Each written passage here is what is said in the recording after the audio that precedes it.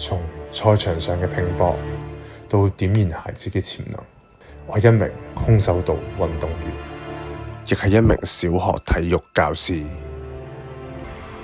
空手道始於傳統，唔單止係一招一式，更係做人嘅根基。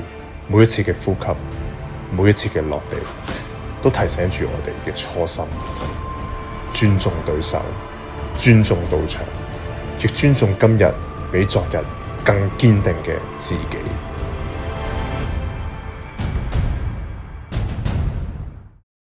技術可以傳授，但精神需要傳承。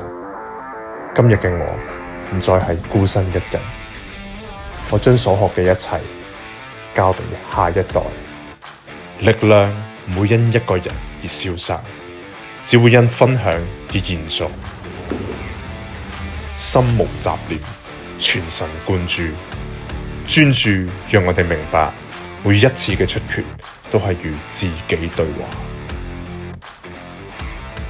氣勢係大家共同鍛煉而成，佢唔單止震動空氣，更喚醒咗我哋內在嘅信心。